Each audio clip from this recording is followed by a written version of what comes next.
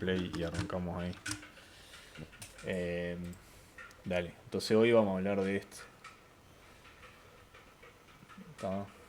Está. Esta parte, viste que la que hicimos la otra vez. ¿Llegaste capaz que a tirar algo o revisaste ahí el video o algo, cosa de dejarlo un poco más sólido ahí o te quedaste con lo que hicimos más?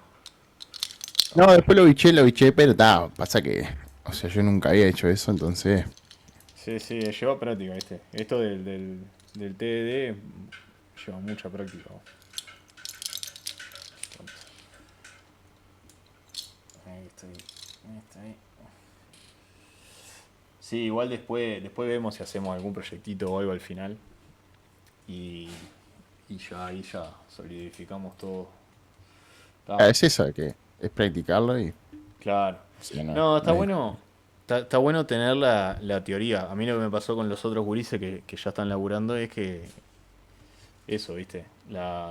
Después cuando hay que encontrar la razón para hacer algo, es tipo, oh, ¿te acordás de aquello que hablamos? Y de última tienen todo esto, ¿viste? Y pueden volver a verlo ahí y decir, ah, sí, mira, está bueno eso. ya. Sacás y tenés la base teórica, digamos, para hacer las cosas. Está bueno, arranquemos con esto entonces. A ver de qué venía. Porque la verdad yo tampoco he tenido tiempo para repasarlo. De hecho, esta semana la pasamos programando. Pero la siguiente semana de esto tengo que armar todavía. Estoy como medio atrasado con lo de. Con armar la diapositiva mismo. Agregué unos temas ahí, no los tengo todavía. Bueno, vamos a ir yendo por acá. Y. Y vos me decís cualquier cosa, si tenés alguna pregunta o algo, tirámela. Bueno, arquitectura de software. ¿Me puedes decir ¿Qué? está cargado? ¿Qué cosa? Lo que hay que pagar. No hay nada acá. No, no hay nada. No sé, amor, justo ahora. Y bueno, si estás hablando de hoy. Bueno, toma, agarrá de acá. Sí, pero ¿qué? La tarjeta. Sí, la tarjeta. Y bueno, dame la tarjeta. Y bueno, pará. Da un toque. Eso después hablamos con los editores que lo corten. Ahí está, No, acá no hay editores. Mucha plata, no, no. Esto es todo auténtico, hecho en casa. Ya te mando. Y esta, viste cómo es, la es muy casera también. Estamos todos acá. Estamos... es la casa de las interrupciones. Estamos haciendo todo al mismo tiempo. Bueno, ahora sí. Está bueno, ¿qué es la arquitectura del software? Está la arquitectura de un sistema, que esto está bueno porque ahora vamos a ver. La arquitectura de un sistema es el entendimiento que los programadores comparten sobre su diseño. ¿Ah? Cuando diseñamos software, estamos creando un modelo de una solución nueva o existente a un problema de negocio que comunique eficientemente su razón de ser. ¿Tá? Y acá, bueno, vamos a leer la última parte. Este loco, ¿viste? Este es el loco que yo te mandaba los videos antes. Creo que este de Clean Architecture no te lo mandé. Déjame buscarlo y lo tiro para ahí. El Porque veterano, sí, pero este es otro video. Yo te pasé lo de testing, lo de functional programming y este me parece que no te lo di. Aparte déjame cerrar un par de chats acá que me comprometedores. come la máquina. No, no, me comen RAM y... Ya. ¿Sabes qué? Me trancan toda la máquina. Acá, Clean Architecture.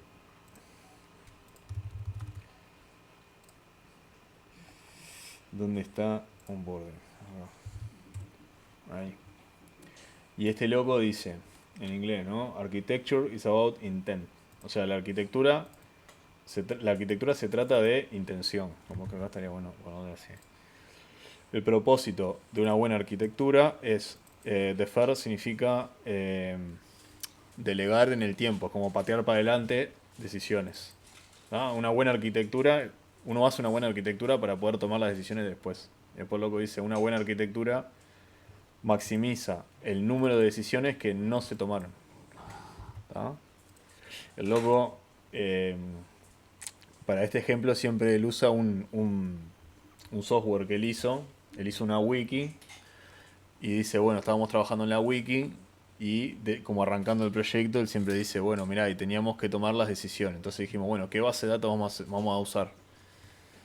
Y siempre explica cómo, bueno, ahí saltó uno y dijo, pará, no precisamos elegir la base de datos todavía porque podemos hacer una, una base de datos en memoria y podemos hacer que, ¿no? Para los test no nos importa en realidad la base de datos, podemos hacer una clase, un código que sea como una falsa base de datos. Ah, Entonces, simular falta. claro, que sea todo en memoria. Ellos hicieron eso, dice que llegan al siguiente paso, a la siguiente fase del proyecto y dice, bueno, ahora sí precisamos la base de datos. Y tal, la historia es así, ¿viste? El loco dice, bueno, ahora sí precisamos la base de datos.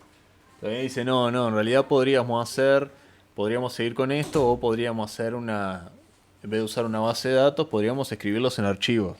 Y tal, ahí van y lo escriben en archivo. Y el loco siempre dice que después fueron haciendo así, como pasando las fases del proyecto y al final del proyecto nunca habían escrito una base de datos. Y todo eso es gracias a que la arquitectura que ellos habían elegido les permitía tomar esa decisión después. Era como que, bueno, no es... Bueno, y después le da un poco de palo a los frameworks normales, ¿no? Porque, por ejemplo, frameworks como Ruby on Rails, por ejemplo, o sea, se llama Ruby on Rails es estos frameworks que son todos empaquetados. La charla de él, de hecho, arranca con un proyecto de Ruby on Rails, mostrando un proyecto de Ruby on Rails y diciendo, che, miren esta arquitectura, no sé qué. Y vos en Ruby on Rails es como que vos te bajás el framework y ya viene con todo. Viene con el, Ah, con el servidor web, viene con la base de datos, viene todo. Entonces el loco le da un poco de palo a esto, diciendo, che, esta arquitectura en realidad no está tan buena porque tenés que tomar todas las decisiones de antemano. claro. ¿Entendés? Entonces, la arquitectura de un sistema es el entendimiento que los programadores comparten sobre su diseño. Viste, acá hay un par de preguntas. Yo subrayé acá estas preguntas, estas palabras, justamente porque es lo importante, ¿no? O sea, cuando diseñamos software creamos un modelo. O sea, la arquitectura es el modelo, digamos, ¿no? ¿Qué es un modelo? Un modelo eh, es una abstracción de la realidad, ¿no? O sea, es como que yo te diga, che, si yo voy y dibujo una computadora, eso es un modelo de la computadora, por ejemplo, ¿no? O sea, es un algo que es una manera en la que yo represento la solución, ¿no? Entonces por eso dice que es un modelo de la solución nueva, bueno, o existente a un problema de negocio. Entonces el concepto de modelo quiere decir, bueno, es algo, eh, es un abstracto de la realidad, ¿no? Después dice, o existente un problema de negocio, subrayado de vuelta. Y esto está atado que ahora vamos a ver lo del Domain Driven Design. La palabra negocio está subrayado porque muchas veces también, o sea, la arquitectura como que no es como se piensa que es algo de developers. Y en realidad la arquitectura es una necesidad de negocio también. Entonces muchas veces, o sea, la arquitectura tiene que poder prever necesidades de negocio. ¿Tá? O sea, me está faltando la parte principal acá. O sea, cuando vos tenés un cliente, el cliente es el que conoce mejor el negocio, ¿no? O sea, vos estás laburando. Yo siempre hablo de los zapateros. Me voy a cambiar de ejemplo porque ya me estoy podrido. Eh, no sé, un mecánico, ¿entendés? Vos estás haciendo un software a un mecánico. El mecánico es el que conoce el negocio, es el dueño del negocio. Entonces vos tenés que estar... eh, cuando vos diseñás el software, cuando vos creás el modelo de la solución, vos tenés que hacerlo con el mecánico, porque si no, digo, estás perdiendo información, eh, ¿cómo es? Que es vital para la solución. O sea, la solución no vas a hacerla sin él. Y después que comunique eficientemente su razón de ser. O sea, comunique en subrayado, ¿no? Porque es una herramienta de comunicación la arquitectura. Es como dice este loco, ¿no? La arquitectura es sobre intención. Cuando vos mirás un software y ves cómo está estructurado los archivos, cómo está estructurado los nombres de las cosas, cómo está estructurado todo, la idea es que te explique de qué se trata el software, ¿no? Cuál es la intención atrás del software. Este loco tiene un ejemplo también de que lo que hace él a veces, creo que en la charla esa que pasé ahí el loco lo hace, el loco te muestra arquitecturas en otras situaciones, ¿no? Por ejemplo, edificios. Bueno, ¿cuál es la arquitectura de este edificio? Y te muestra tipo un plano. Entonces el loco dice, vos mirás el plano y vos te das cuenta que es una biblioteca. Tenés el plano del tipo del escritorio de informes, Y después tenés un montón de sillas y mesas de un lado, tenés un montón, tenés lugar para la biblioteca, como es para las góndolas, tipo donde van los libros. Vendría a Entonces, ser como un esquema, ¿no? claro, es como ahí está. Sí, ¿cómo se llama? Lo que hacen el plano. Cuando vos ves el Claro. plano de una biblioteca, eh, cuando vos ves el plano de la biblioteca decís, pucha, esto es una biblioteca. Mirá, ya está hecho. Después este loco tiene de una iglesia, por ejemplo. Entonces decís, vos, eso, yo miro el plano de eso y eso es una iglesia. Ves ahí, yo qué sé, el altar, ves la sillita, yo qué sé, ves los confesionarios, todas esas cosas. Sí, sí. Y el loco tiene como varios planos así. Dice, vos, mira, cuando estamos hablando de edificios, la idea de la arquitectura, o sea, la idea del plano es explicarme a mí lo que es. O sea, y ahí le hace un contraste con la manera en la que el software hacemos la arquitectura, que en general cuando vos preguntás la arquitectura de un software, la gente te contesta tipo, tiene Rails, tiene una base de datos Mongo, tiene JavaScript, y eso no es lo que el software hace, sino que es de qué está hecho. Lo que siempre en el video ese que pasé jode de que dice, cuando yo te pregunto de cuál es la arquitectura de este edificio, bueno, me decís martillos, tornillos, o sea, vos me Claro, decís claro. lo que es, claro. Me decís cómo está hecho y para qué sirve también. Y tal, la idea es que la arquitectura en el software tenga una. Tipo tal. O sea, el concepto de arquitectura, aplicar ese mismo concepto. Y para eso tenés que mantenerlo como en mente, ¿no? Si vos arrancás de Rails, bueno, loco, también lo otro que decía es que cuando vos trabajás en Rails, acá se ve, ¿ves acá los directorios como están? A esto loco le da mucho palo. O sea, un. Cuando vos abrís un proyecto en Rails, lo que ves es la carpeta app, que después dice controllers, dice modelos, dice views, dice helpers, ¿tá? Y en ningún lado te dice de qué es, para qué es la aplicación. O sea, todas las aplicaciones, sea yo que sé, la del mecánico, la del zapatero, o yo que sé, una de medicina, todas se ven igual. O sea, la arquitectura en ninguna de ellas te explica qué es la aplicación, Claro. sino de qué está hecha, más que nada. Está hecha de controller, está hecha de view, está hecha de modelo. Entonces el loco lo que propone él con esto de Clean Architecture es una arquitectura que cuando vos lo abrís, eh, ves de Claro, qué ya se sé trata. de qué es. Claro. Entonces una de las cosas que hacemos nosotros, que después lo vamos a ver, es digo, los nombres de los archivos, tener una carpeta con los casos de uso. Yo qué sé, si vos tenés usuarios, tenés un caso de uso que se llama crear usuario, tenés otro caso de uso que se llama, yo qué sé, crear sesión. Entonces vos, la arquitectura, digamos, por lo menos la estructura de archivos, que es parte de la arquitectura del software, ya ahí te está explicando para qué está hecho. Vos mirás y ves, tipo, si ves, yo qué sé, eh, recibir auto, agregar falla, no sé los mecánicos cómo harían eso, pero digo, cuando vos vieras eso dirías, está, mirá, esto es una aplicación para un mecánico de auto. O Claro. sea, ¿no? Agregar parte, bueno, no sé. ¿No? Eh, a ver si no quiero que se me pase nada acá. Cuando diseñamos software, un modelo, está bien, estamos hablando de, bueno, esta parte de acá arriba también, ¿no? Un sistema es el entendimiento que los programadores comparten sobre su diseño. O sea, es algo común que tienen todos. En realidad acá le falta una parte, porque después más adelante estoy seguro que lo dice. Programadores y otros, ¿cómo se dice? Stakeholders en español. No sé. Involucrados. ¿No? Porque es un entendimiento que todos tenemos del software, ¿no? Es como decir, bueno, la arquitectura de nuestro software nos dice que es una aplicación para mecánicos y que tiene toda esta información en la arquitectura, ¿no? Y eso incluye, que ahora vamos a ver, porque hay una de las cosas que están más adelante que incluye tipo el tema del lenguaje, por ejemplo. Eh, si vos para tener una arquitectura que sea fácil o sea, que pueda comunicar la razón de ser de la solución, como dice acá, que comunique eficientemente su razón de ser, vos tenés que tener un lenguaje común entre programadores y los dueños del proyecto, ¿no? Vos tenés que poder hablar con el mecánico y si el mecánico te dice, che, no sé, mirá, acá me traen un auto con los bujes rotos y tengo que poder, ¿entendés? Es todo ese lenguaje. Entonces ese es el entendimiento. Vamos a seguir para adelante porque estoy contándote todo lo de adelante sin avanzar. Está. Eh, Acá tenemos como dos grandes conceptos. ¿Viste cómo hicimos con programación funcional, que es tipo como un concepto grande, y después Test Driven Development, que es más como una técnica? Acá tenemos lo mismo. Tenemos en lo que es diseño de software, tenemos Domain Driven Design, que es como el paradigma de grande, Y después tenemos otro que es este Use Case Driven Design, debería ser acá.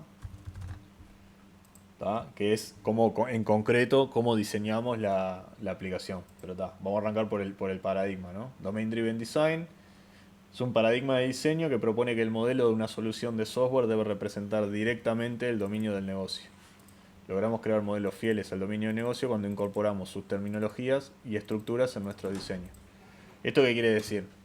En realidad, esto es más como una antidefinición, ¿no? O sea, porque vos, por ejemplo, cuando vos haces un software, eh, vos que la tenés clara con React, capaz que eh, bueno, con React es un poco, el frontend es un poco más complicado porque parte del negocio es crear los componentes visuales, pero muchas veces cuando vos estás programando algo para la facultad, por ejemplo, en la facultad te enseñan a que vos hagas, bueno, como decíamos en Rail, te enseñan a que vos hagas controladoras, yo qué sé, clases auxiliares para esto y manejador de esto y manejador de lo otro, ¿tá?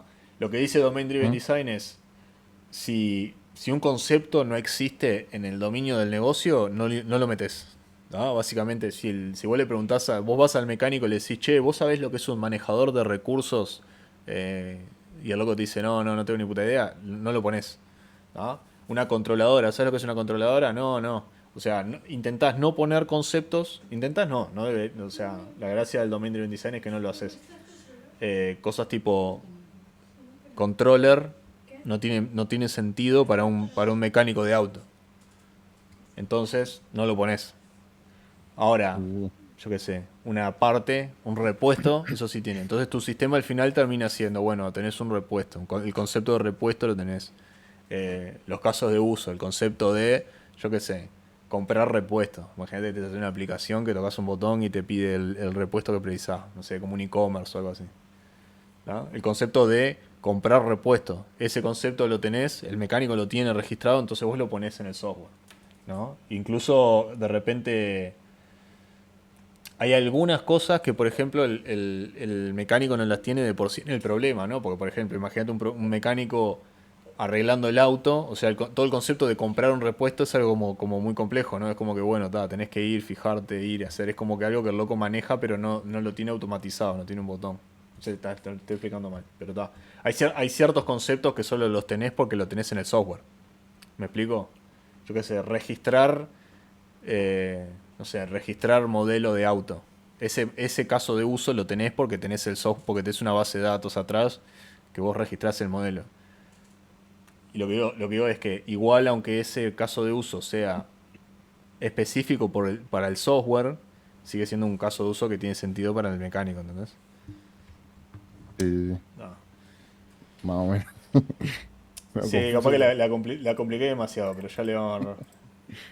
Es un paradigma de diseño que propone, vamos a leerla de vuelta y la concluimos, hagamos una conclusión. Que el modelo de una solución de software, ¿tá? El modelo de una solución de software, cuando vos decís, esto es lo que voy a construir, ¿no? Vos haces un diagrama de lo que vas a hacer. Ese diagrama que vos haces debe representar directamente el dominio del negocio. El dominio del negocio significa todos los conceptos que maneja el mecánico. ¿Tá? El concepto del auto, del modelo, de registrar el modelo, de comprar una parte, no sé, ¿tá? Repuesto, etcétera. Debe representar directamente. O sea que tu modelo, vos tenés que ver cosas como...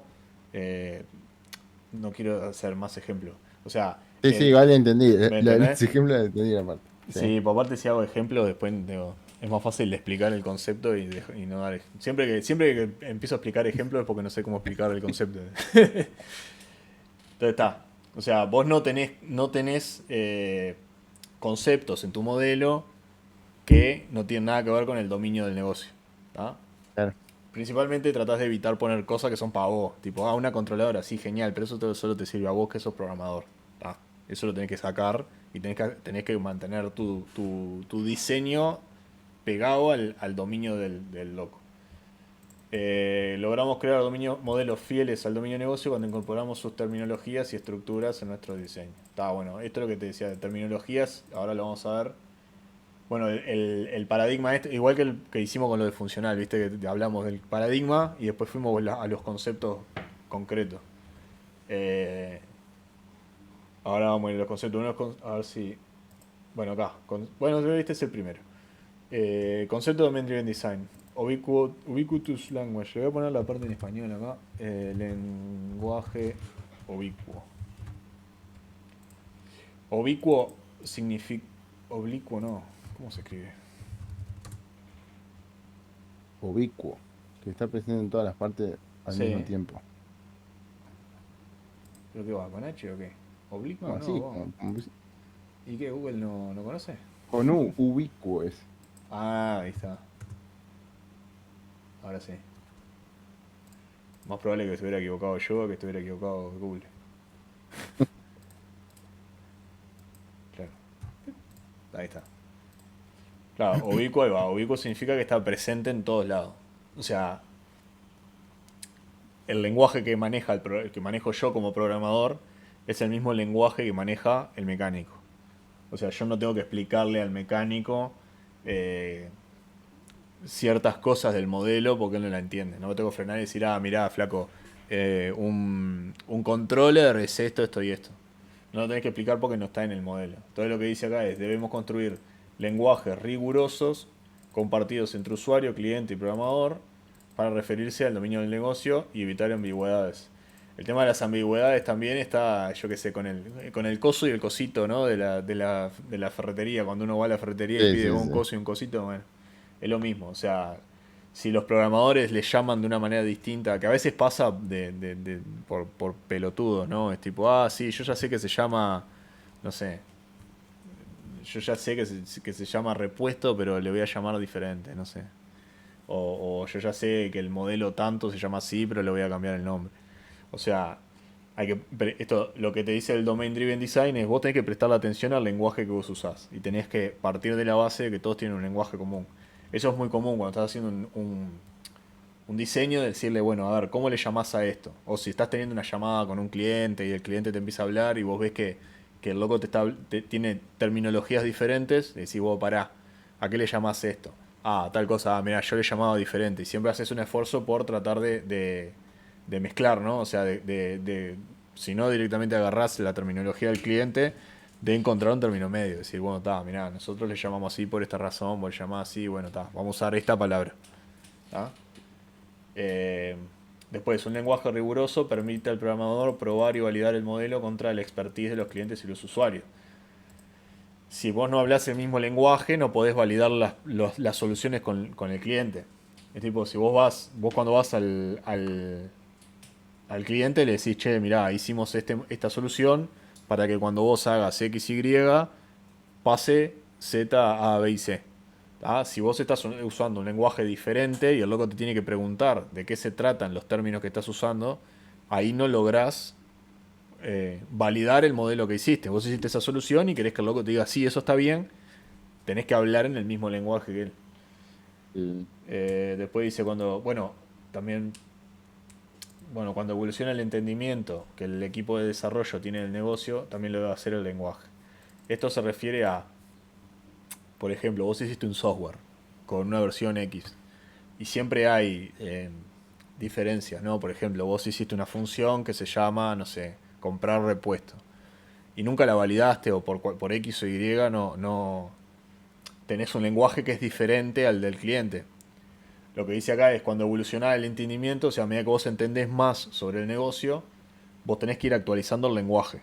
Entonces, si vos pusiste crear repuesto y con el tiempo aprendés que en realidad no se llama repuesto o que un repuesto en realidad no lo comprás, sino que lo alquilás, yo qué sé, no sé, cualquier cosa, lo Sí, permutás, sí, sí, entiendo. ahí vos tenés que ir para Entiendo. atrás y decir, bueno, está, mirá, este concepto de comprar repuesto lo tenemos que sacar porque no se compran los repuestos. Entonces vos siempre tenés que tratar de hacer un esfuerzo por eh, ir No, amoldando el lenguaje en todos lados. Porque, o sea, no solo es la reunión que vos tenés con el cliente de hablar lo mismo, sino que también es, tipo, vos vas y lo ponés en el código después. Entonces vos tenés que tener en cierto momento, decir, vos, mira, voy a ir para atrás y voy a cambiar estos lenguajes que tengo acá, que no llegan no coinciden ahí con lo que dice el... Y ta. Este es como bien. uno, es como el concepto más, es como el concepto más salado. Porque aparte de esto, este concepto tipo te abarca todo, ¿no? Porque desde las ventas hasta el diseño, hasta la solución al final, ¿me entendés? Porque está en todos lados. Y, tipo, si vos no hablas el mismo lenguaje que el cliente, es tipo, Sí, es sí, sí. muy difícil hacer nada. ¿Viste? Y ta, ese es uno. Vamos a ver el siguiente. Está, Bounded Context. Este, ¿cómo sería en español? Contexto limitado, está ahí abajo. Contexto limitado. Todo. ¿Ah? Esto, el contexto limitado ya habla más de escala y de distintos puntos de vista. Esto sirve más para cuando tenés más de un participante en el mismo sistema, ¿no? Por ejemplo, imagínate que el mecánico eh, tiene un asistente de compras, ponele, ¿no? Ya seguimos con el comprar repuestos, ¿no? Entonces, Sí. cuando el contexto limitado lo que dice, ok, el concepto de repuesto para el contexto del mecánico tiene un significado, ¿no? Entonces yo capaz que tengo, no sé, el material del cual está hecho el repuesto, el modelo de auto de que el repuesto es, ¿no? O sea, yo qué sé, yo tengo un alternador para este modelo. Tengo el alternador, tiene tanto voltaje, etcétera. ¿Tá?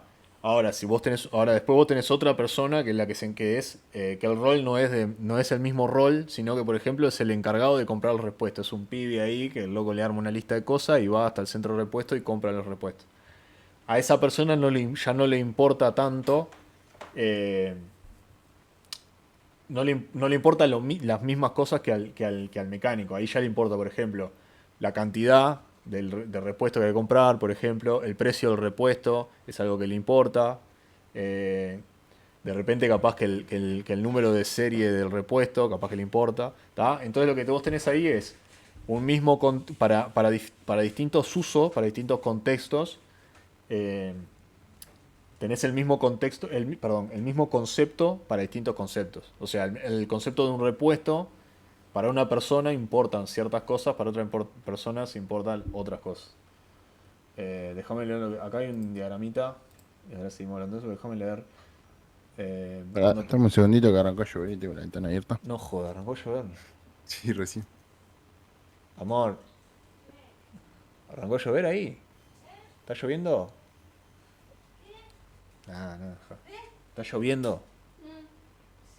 Ah, bueno, yo qué sé. Estoy acá con los auriculares. Estoy. Estoy. Acá también arrancó a llover. ¿Verdad? Ya están las tropas ahí.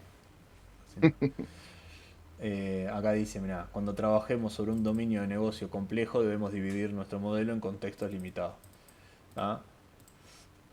Está bien, lo que dice acá es dominio de negocio complejo, ¿no? O sea, en el sentido, en el caso este que digo yo, de que vos tenés el mecánico y también tenés alguien que compra, digo, está, eso, en ese caso capaz que vos podés agarrar y decir, bueno, está, un repuesto es lo mismo para todo el mundo y ponemos toda la información adentro del, del mismo objeto, digamos, ¿no? De la misma entidad, del mismo concepto, vamos a meter toda esta información porque al final de cuentas no importa tanto.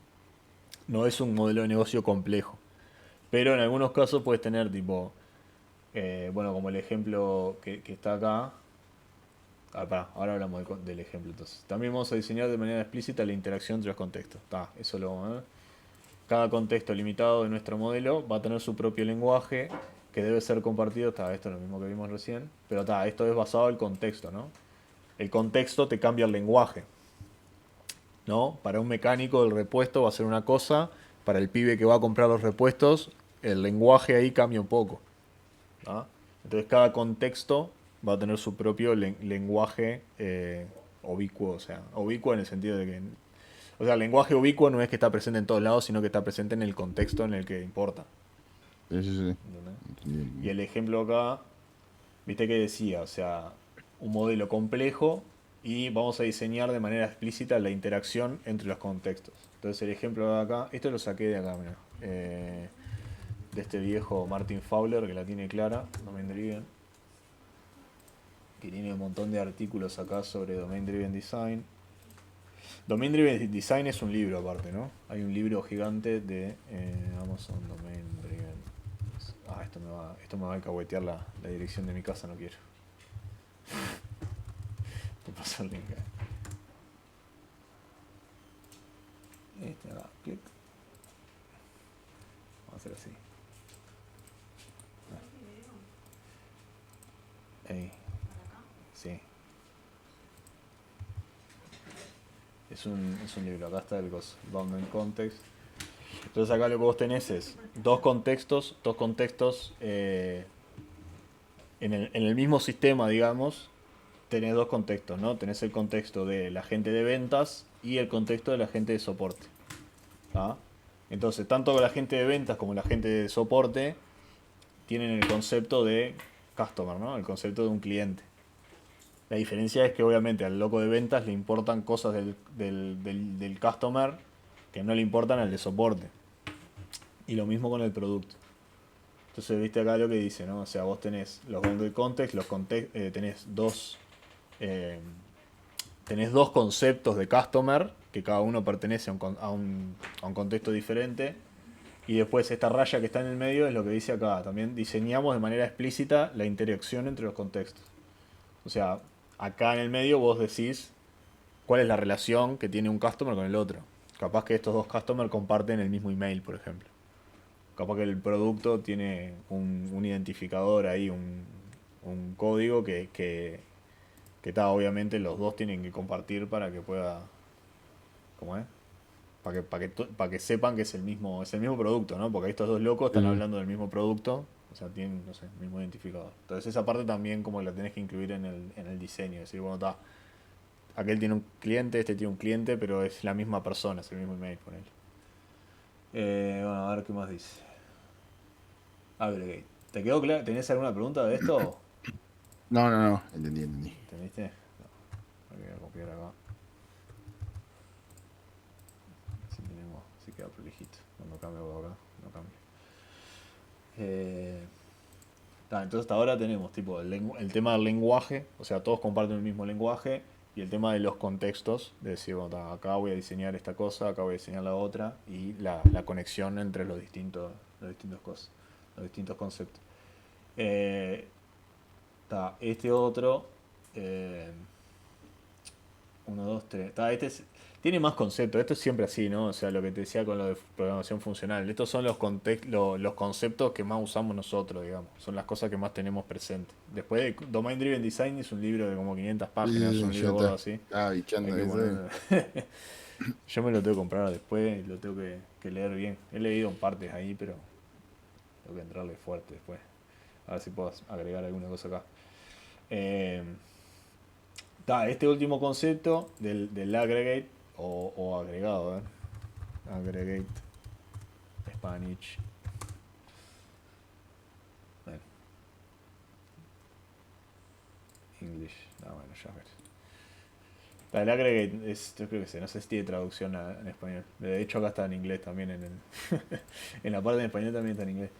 Bueno, viste, dice, un aggregate es un conjunto de elementos del dominio del negocio que puede ser considerado una unidad. Este conjunto tiene como raíz a uno de los elementos que lo componen. Cualquier referencia al conjunto es una referencia a la raíz. Y de esta manera te aseguras que es que la integridad de la información. Conjunto de elementos del negocio que puede ser considerado una unidad. O sea, a ver, ¿cómo sería un ejemplo en el caso del mecánico? Por ejemplo, en el caso del zapatero nosotros teníamos un champión y el concepto de un color, por ejemplo, ¿no? Entonces el concepto de color no tiene sentido por sí mismo, o sea, siempre está atado a un champión.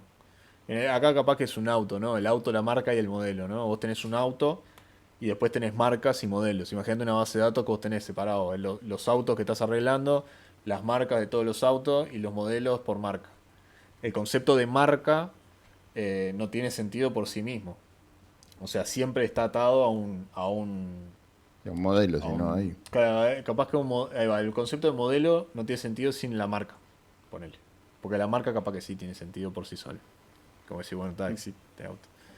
Y puedo decir, bueno, este auto es de esta marca y está, medio que cada uno existe por sí solo allí.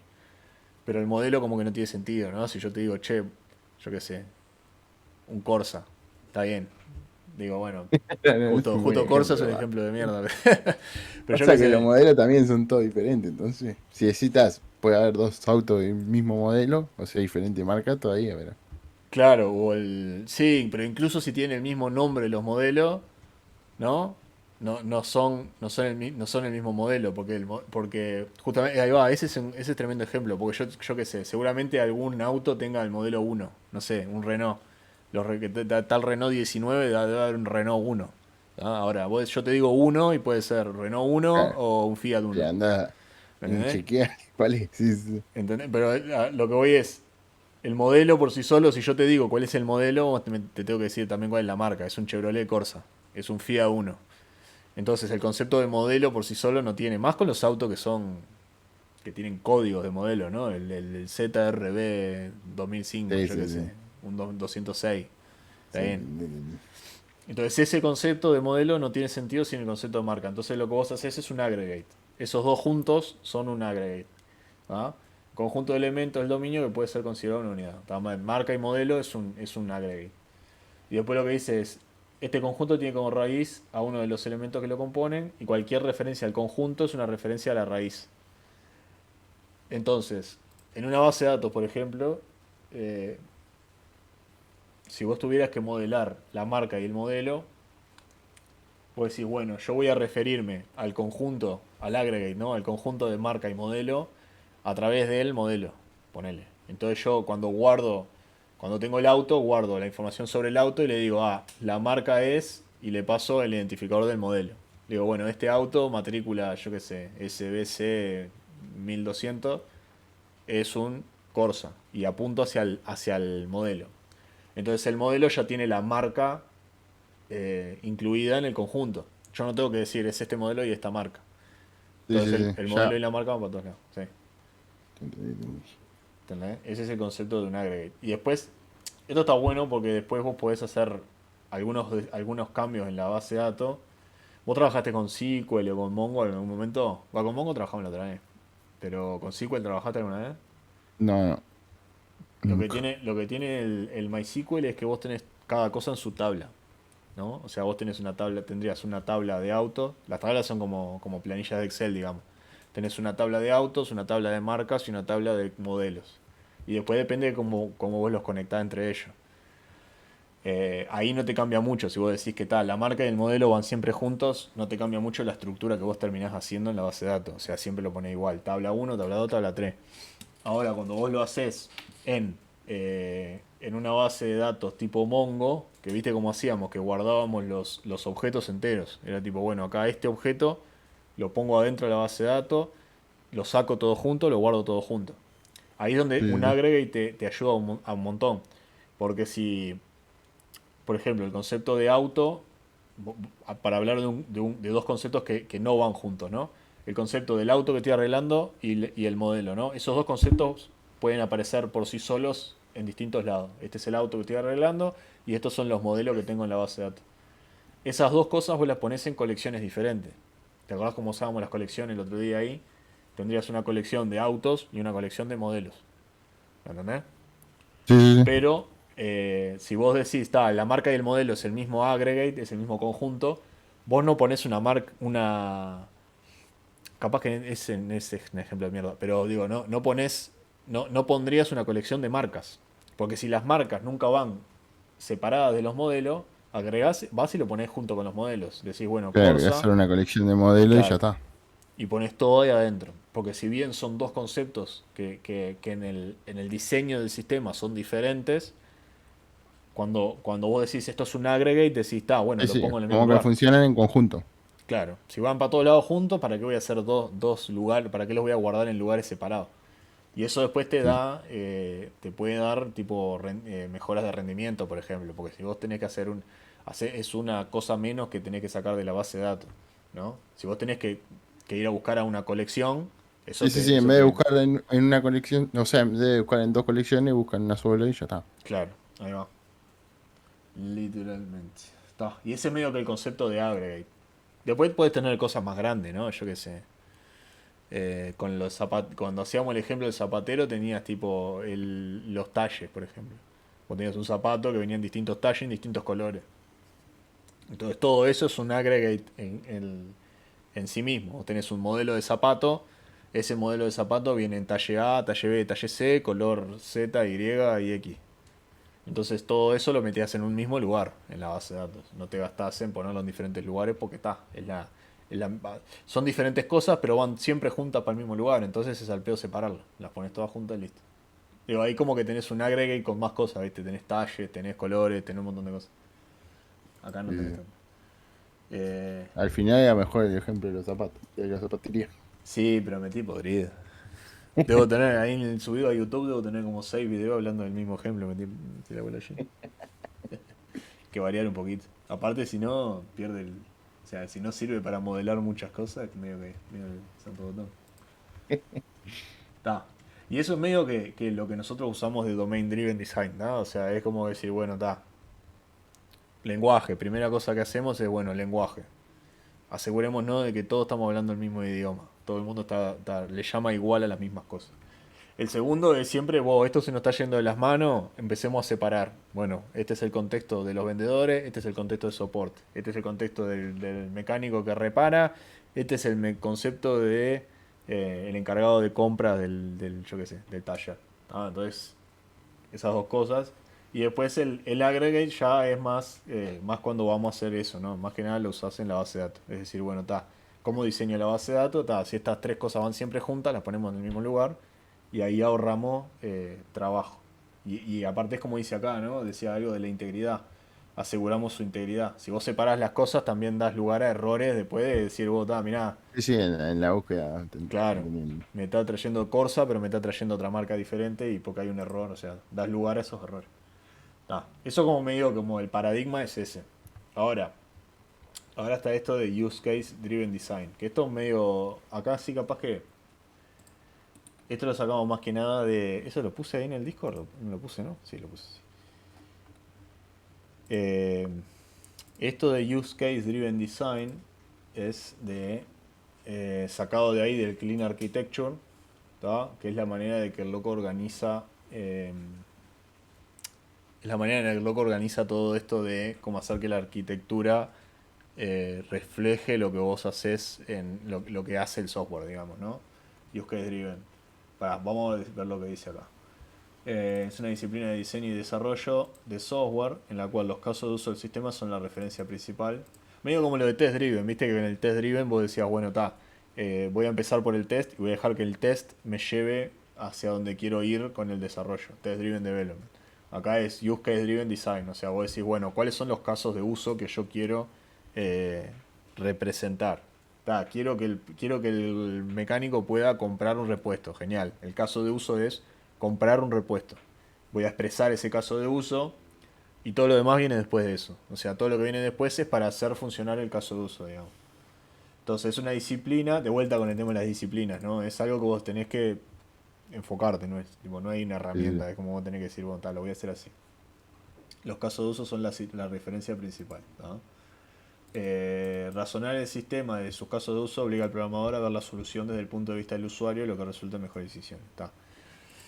Esto va también de vuelta, es un poco palo a cómo te enseñan en la facultad a hacer los diseños, ¿no? O sea, si vos decís, bueno, para comprar los repuestos yo tendría que tener un manejador de repuestos y una controladora de acciones de compra, no sé, cualquier pavada de esa, ahí no estás pensándolo desde el lado del caso de uso. Cuando vos lo pensás del lado del caso de uso, estás obligado, no te queda otra que decir, bueno, si yo fuera un mecánico y quisiera comprar un repuesto, ¿qué es lo que tengo que hacer?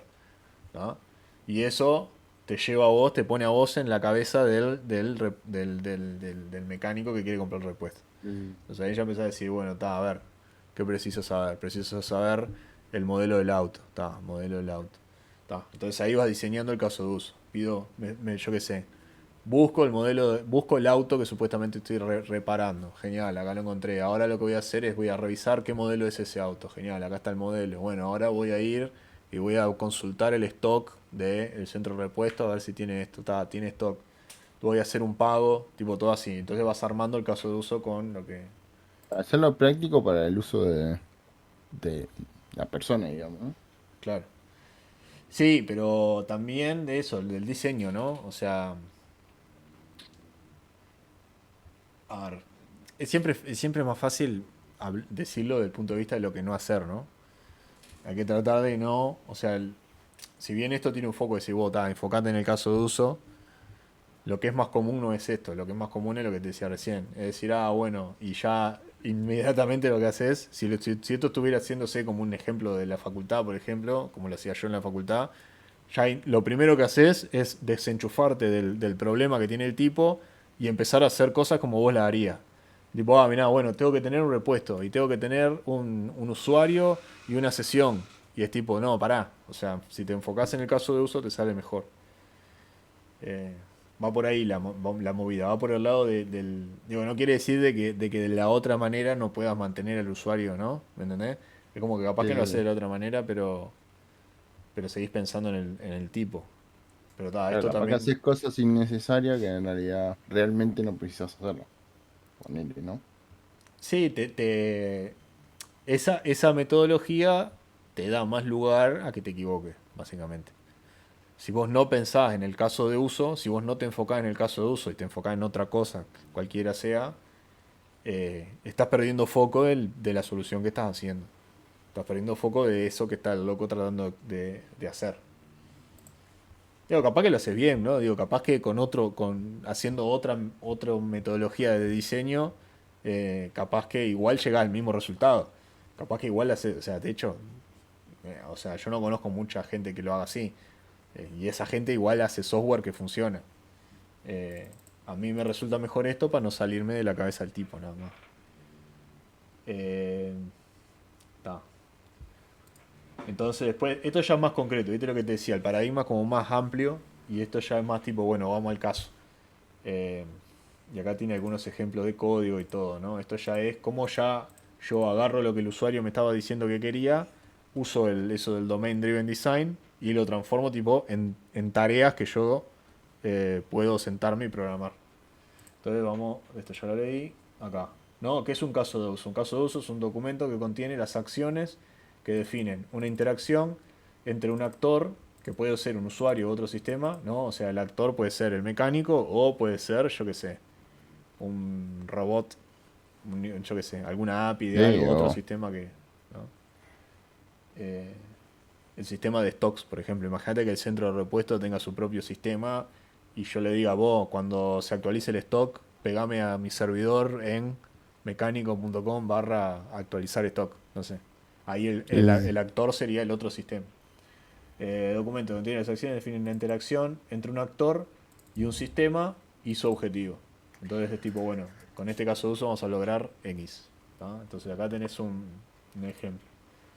Eh, User Story. User Story es como más, todavía más amplio, ¿no? Desde el lado de diseño de producto, ¿no? Viene un cliente y te dice, che, viene el mecánico y te dice, vos, a mí me gustaría poder comprar mis repuestos a través del sistema. Entonces la User Story ahí, si vos fueras alguien que está trabajando desde la perspectiva de producto, alguien que está como más a alto nivel, ¿no? Tratando de organizar el producto en general, digamos, vos pondrías una User Story como mecánico quiero poder comprar un repuesto. ¿tá? Y después para bajarlo a tierra haces el caso de uso. De la historia, digamos, haces el caso. Entonces, por ejemplo, acá, ¿no? Sería como admin tengo que poder entrar a mi cuenta. Entonces el caso de uso sería, bueno, el admin completa un formulario, se valida que el email sea de un admin registrado. Si el email no corresponde a ningún admin, el loco recibe un error, entonces sería usuario, porque si no es un admin, no es un admin. ¿tá? Eh, Se valida que la contraseña coincida. Si la contraseña no coincide, recibe un error. O pone el usuario de vuelta. ¿tá? Y si no, bueno, se crea una sesión y se la envía al admin. ¿tá? Es como el caso de uso son los pasos. Tipo, lleno el formulario, valido el email, cosa. ¿tá? Y Ujú. después esto ya es más... eh, acá tenemos varios ejemplos de cómo se vería en los distintos puntos, ¿no? Por ejemplo, acá, esto es el Trello ahí donde tenemos la historia de usuario, ¿no? O sea, acá tenemos la user story, como admin te puedo entrar a mi cuenta. Eh, Esto me imagino que tiene después, acá me falta una parte, porque después esto vos lo pasás a una tarea. Es decir, vos, quiero crear este caso de uso. ¿tá? Después acá tenés nosotros en el código, esto sería los archivos, ¿no? Los archivos Sí, sí, adentro de sí, la sí. carpeta. Y viste que acá están todas las acciones. Es como que vos decís, yo tengo todas estas acciones. Esto de vuelta vuelve a la parte de que la arquitectura del sistema te explica para qué está hecho y no de qué está hecho. Entonces, si vos vas a la carpeta de acciones, de cosas que yo puedo hacer con el software, ahí tenés tipo, bueno, puedo agregar un creador, puedo agregar una sesión de creador, puedo agregar una sesión de creador con contraseña, puedo agregar un fan, una sesión de fan, una tarjeta de crédito. Entonces ahí ya te vas dando una idea de lo que es, qué es lo que hace el software. O sea, te está expresando, estas son las cosas que puedes hacer con el software, ¿no? Y después, ya más adentro todavía, el caso de uso vos lo podés poner como código, ¿no? Por ejemplo acá, validate creator exist by email. O sea, esto es el caso de uso pasado a código, básicamente.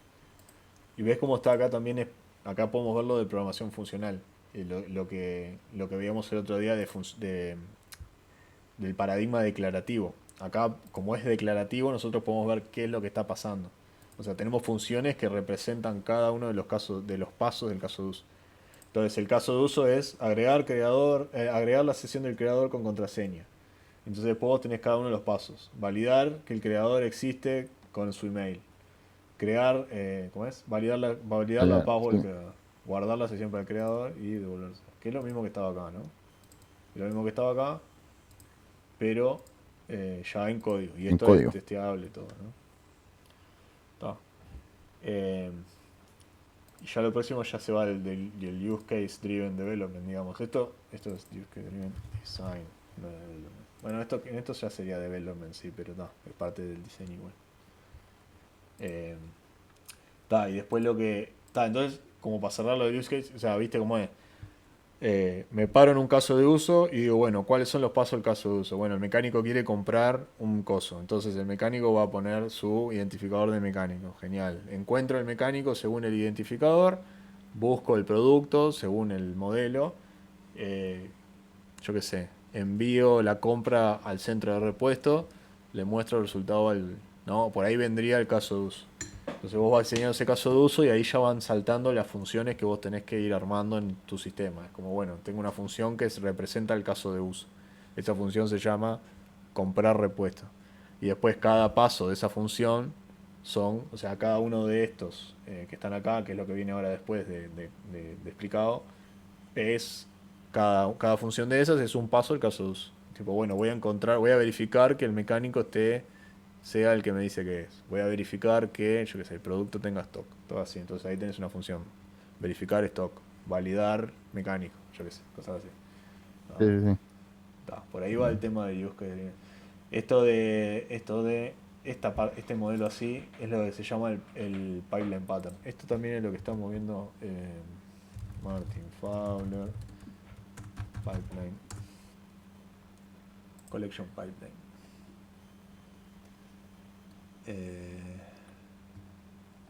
Bueno, esto se va un poco al carajo del contenido, eh, pero capaz que está bueno revisarlo así, si hay algo de valor.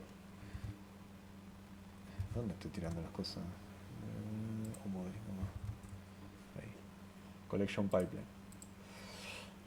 Básicamente el patrón pipeline lo que es esto que dice acá.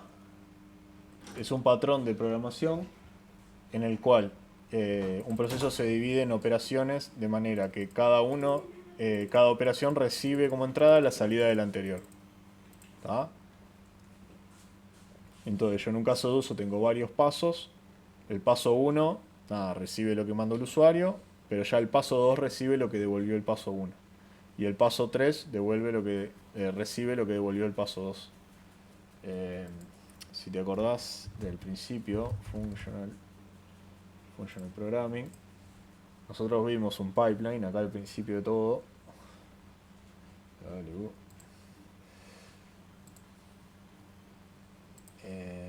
donde hablaba de acá, ¿ves? Escucha. Esto es un pipeline, ¿no? Vos tenés un array, la función filter aplica la función sobre el array y te devuelve el mismo array pero con los filtros. La función map recibe el array que devolvió el filter, te lo modifica y te devuelve el array. Y el filter, el del final, recibe el array que devolvió el map. Entonces, a una misma estructura de datos vos la agarrás, la modificás, la pasás para adelante. El segundo la agarra, la modifica y la pasa para adelante. Sacás Entonces Sí, sí, eso es lo mismo que está pasando acá. Esta variable payload, que payload significa carga, ¿no? De carga de un camión. Eh, la primera vez que se me ocurre buscarlo en el diccionario, no mentira. La parte del diccionario, which revenue bueno, a ver si- bueno, es el number of pounds of cargo o un pickup truck, lo que puede llevar un camión, digamos. El number of pounds, bueno, está. Es la carga, o sea, si vos tenés un camión, la carga que tenés atrás es el payload. En este caso el payload es lo que el usuario te da, si te dice, vos toma esto, plaf, te lo pone arriba de la mesa y te dice, comprame el repuesto. ¿Tá? Entonces esta estructura de datos es un objetito que nosotros lo que hacemos es se lo pasamos a la primera función lo modifica de alguna manera, eso se lo pasa a la segunda función, que la segunda función lo modifica, por ejemplo, en este caso, el payload podría tener el email del creador, ¿no? Entonces la primera función dice, a ver, dame el email, lo busca en la base de datos y dice, ah, mira, acá encontré un creador, agrega al creador al payload, que es como esta cajita que va teniendo sí, información sí, sí, sí. adentro y se lo pasa al siguiente. Entonces el siguiente dice, a ver, dame el creador, cuál es la contraseña, fíjate que la contraseña esté bien, está genial, pasa para adelante.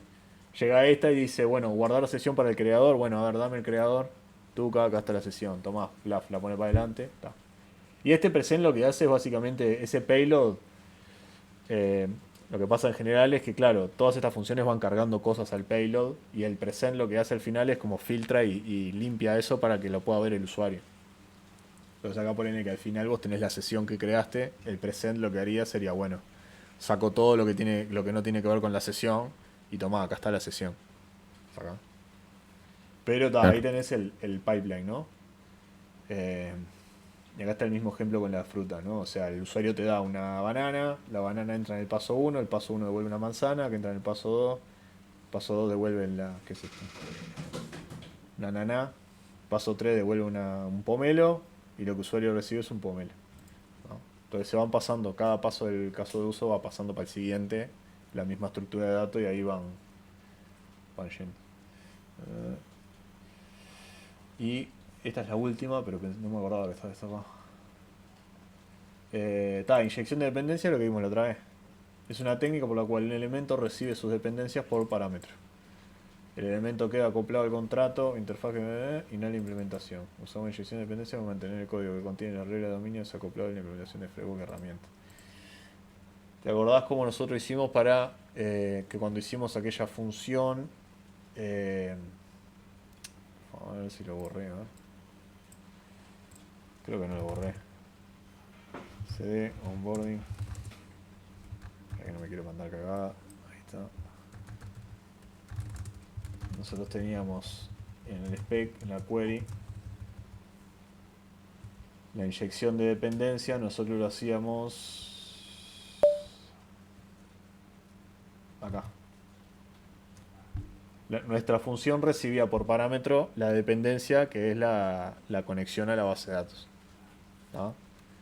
Entonces, viste lo que dice acá, es una técnica por la cual el elemento recibe sus dependencias por parámetro, o sea, eso que hicimos ahí con la conexión.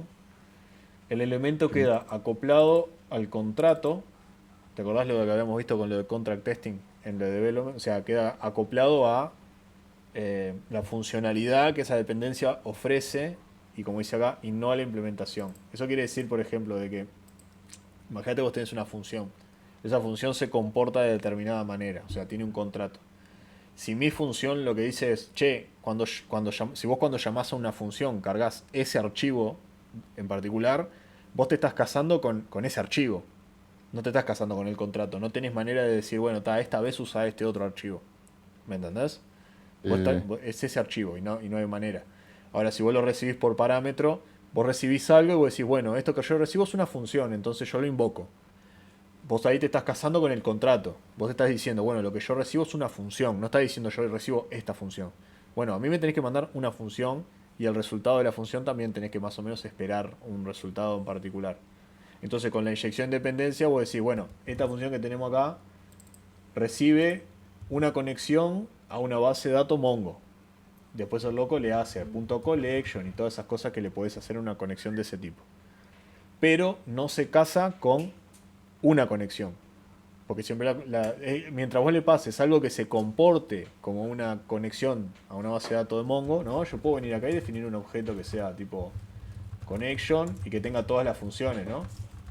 Puedo definir una función así, ¿no? Mientras lo que yo le pase a esta función se comporte como una conexión a Mongo, al loco no le importa. Claro, no me importa. Sí, sí, me acuerdo, me acuerdo. ¿Dónde me quedé? Y lo que dice al final es, usamos inyección de dependencias para mantener el código que contiene las reglas de dominio. Por eso es que esto está relacionado al diseño también. La regla del dominio es acoplado de la implementación de framework y herramientas. Implementación de framework y herramientas, ¿no? En este caso con lo de Mongo tanto no podemos verlo acá. Después mañana lo vamos a ver mejor. Pero por ejemplo, estos son reglas de negocio, ¿no? O sea, la manera en la que yo guardo la donación, en este caso, en la base de datos, esa es una regla de negocio. Y es un ejemplo espantoso pero digo, si vos tenés una regla de negocio, imagínate que vos tenés una regla de negocio de decir, bueno, yo quiero guardar la donación. Y vos decís, está bien, quiero guardar la donación. ¿En dónde la quiero guardar? No sé. Quiero guardarla en una base de datos. Vos decís, bueno, esa base de datos es mi dependencia, que vos me vas a inyectar esa dependencia. Entonces ahí lo que vos haces es decir, está genial, yo no sé en qué base de datos voy a guardar esto, pero lo voy a guardar. Yo sé cómo lo voy a guardar y no sé en dónde. ¿Me explico? Entonces vos de ahí lo que tenés es, bueno, el cómo lo voy a guardar en la base de datos lo tenés en una función y después la implementación de esa base de datos la tenés en otra. Entonces vos podés decir, bueno, esta parte del código se encarga solamente de saber cómo se guarda yo qué sé, la donación o lo que sea en la base de datos, que es la parte de lógica de negocio. Yo voy a guardar el nombre y el monto. Voy a multiplicar el monto por 2 para saber cualquier cosa. ¿Me entendés? Esa lógica de decir, lo importante es el nombre y el monto, eso es lógica de negocio. Es algo que vos tenés que mantener en el dominio del problema. Ahora, cómo eso se inyecta, si vos haces mongo.collection, eso es lo que dice acá, implementación de framework y herramienta. ¿Me entendés? Capaz que no Sí, se sí, sí. entiende mucho eso. Ah. No, entendí, entendí. Entonces ahí con la inyección de dependencia puedes separar. Puedes separar cualquier cosa en realidad puedes separar, ¿no? Porque si vos decís, che, bueno, yo qué sé, cualquier dos cosas que vos quieras separar, decís, bueno, esta cosa va a recibir por parámetros otra y en realidad no vas a saber de qué se trata, no vas a saber qué es lo que tiene adentro. Esta se va a encargar de esta cosa sola y que de esta otra parte se encargue esta otra función o este otro objeto. ¿Ah? Claro, sí, sí. Y bueno, mañana vamos a ver bien cómo aplica esto. Porque después lo otro que tiene bueno esto es que este Use Case Driven Design, viste que acá en ningún momento se habla de bases de datos, no se habla de si es web o no es web. eh, en ningún lado dice, bueno, el admin completa un formulario. Se valida que el email se corresponda a una... O sea, no dice acá se busca en una base de datos en ningún lado. Entonces esto también te permite a vos ir diseñando la solución, como decía al principio. La intención de una buena arquitectura es maximizar la cantidad de decisiones que no tomás. Entonces cuando vos vas haciendo esto así, vos no tenés que decidir si lo haces por web, si lo haces por consola, si lo haces con una base de datos, capaz que lo haces con otro tipo de base de datos o lo haces en un archivo como vos quieras. La cosa es que vos validás el email del admin. ¿Me entendés? ¿Qué? Y eso medio que lo haces con la inyección de dependencia. Decís, bueno, esto va para acá y esto va para allá. Y bueno, medio que... Vendría a ser como los sí. testing, ¿no? O sea, vos buscás la forma más práctica para salvarte ahí en el momento, ¿no? O Sí, sea, más o menos. para que pase el testing, ponele. Mm, sí y no. Porque el problema es diferente. Vos en el testing vos decís, bueno, ¿cómo me aseguro yo de que todo esto te andando siempre? El problema que vos tenés en el testing es que no querés testear de vuelta manual las cosas. En este caso el problema que vos tenés es que vos tenés un montón de cosas que están todas juntas, ¿no? Yo te digo, che, mirá que hay que comprar un repuesto. Y cuando yo te digo eso y vos empezás a sacar las cuentas como programador, decís, eso involucra un millón de cosas. Involucra el servidor web, involucra la base de datos, que me tengo que comunicar con la API del centro de repuesto, que tengo que tener una interfaz de usuario para que el usuario, que yo qué sé, mil cosas, ¿viste? Sí, sí, sí. esto de la inyección de dependencia y del Use Case Driven Design te ayuda a separar eso, decir, bueno, está, ¿cuál es el caso de uso? ¿Cuál es la lógica de negocio que yo quiero? Está bien, bueno, si hay una base de datos, está bien, lo que voy a hacer es voy a decir, bueno, la base de datos va a venir por parámetro. Me voy a desentender de la base de datos y me voy a enfocar en el caso de uso. Son problemas diferentes, pero son más o menos igual, sí. Porque está, son las dos disciplinas que vos haces cuando haces algo. Es decir, bueno, está. Primero hago el test, ahí marco las pautas, después voy y hago la implementación. Acá lo mismo. Primero hago el caso de uso, marco la cancha con el caso de uso y decir, bueno, está, tengo que recibir tal cosa, tengo que guardar tal cosa. Cuando ya digo guardar, digo, bueno, mira, acá tengo que tener una base de datos. Cuando digo recibir, digo, bueno, mira, acá tengo que tener un servidor web, tengo que tener una interfaz. Entonces vos arrancás por el caso de uso, como quien arranca con el test, y el test o el caso de uso después te va diciendo lo que vos precisás después. ¿Querés validar que el creador exista por email? Genial. ¿De dónde va a sacar el creador? Ah, una base de datos. Bueno, está. Entonces ahí tenés que tener una función que vaya y busque en la base de datos. Y ahí podés ir armando todo el caso de uso y decir, bueno, la base de datos me la van a pasar después. No sé cómo es la base de datos. Entonces como que estas cosas, viste, tiene el Use Case Driven Design, la disciplina de decir, bueno, voy a arrancar por el caso de uso. Después decís, bueno, ¿cómo voy a pasar ese caso de uso a código? Usando este patrón pipeline, ¿no? Pipeline es un pipe, son como los caños, ¿no? Imagínate que sos un sanitario, yo qué sé, armando la plomería de una casa. El pipeline sería vos comprar un caño de 2 metros y los codos. El caño de 2 metros es una función. El codo es ¿no? Y ahí pones un caño, Sí, otro sí, caño, sí. otro caño. ¿Tá? Por ahí viene. Porque estos yankees te ponen las palabras tan divinas, pero después entenderlo. Aplicarle complicadísimo. Cuando lo pasás a español es más barrio que otra cosa. Entonces, ¿cómo lo bajás? ¿Cómo bajás el caso de uso a código? Con el pipeline. ¿Y cómo te asegurás de no mezclar las cosas con inyección de dependencia? Decís, bueno, está, preciso un servidor web, sí, buenazo. El servidor web me va a llegar por parámetro. Yo hago de cuenta que tengo un servidor web y arranco a hacer esto. Me enfoco en el caso de uso. Tengo que guardar algo en la base de datos, está bueno, buenazo. Voy a hacer de que la base de datos me llega por parámetro, no me voy a calentar por eso y voy a seguir trabajando en mi caso de uso. Y Claro, eso, igual yo el ejemplo que te daba era en cuanto al razonamiento, ¿me entendés? A decir, sí, comparado esto, digamos, con los testing, en cuanto al razonamiento, es decir, bueno, ¿qué es lo que puedo hacer para, o sea, siempre cumpliendo con lo que tengo que hacer, pero, o sea, lo más práctico para... claro. Sí, sí, sí, por eso te digo, sí. Vos te enfocás en esto y esto te va a ir llevando para lo otro. Claro, ahí Sí, va, ahí eso, está. en cuanto al procedimiento, digamos, al razonamiento. Claro. Si vos lo haces al revés, está bien, con las dos, con el use case y con el test driven. Si vos lo haces al revés, si vos arrancás por el código en el test driven, va a terminar poniendo más código del que realmente precisás. Es un poco más impráctico. Con esto el use case driven es lo mismo. Capaz que vos te armás un universo ahí con un montón de cosas, yo qué sé, ahí en la vuelta, que si arrancabas por el caso de uso, vos decías, ah, mirá, lo único que precisaba era una conexión a la base de datos. Claro. Está bien. Es como enfocarse primero por la necesidad. Es como hacer las cosas por necesidad, básicamente. Vas expresando la necesidad y después la misma necesidad te va diciendo, oh, está, mirá, este test no pasa porque esto no es una función. Genial. Va hoy y pongo function. Sí, va por ahí. Todo lo que sea driven algo, significa eso. Significa que vos haces eso primero y después eso te maneja el resto del diseño, el resto del desarrollo, lo que sea. Claro. ¿Verdad? Sí, sí. Bueno, voy a apagar acá.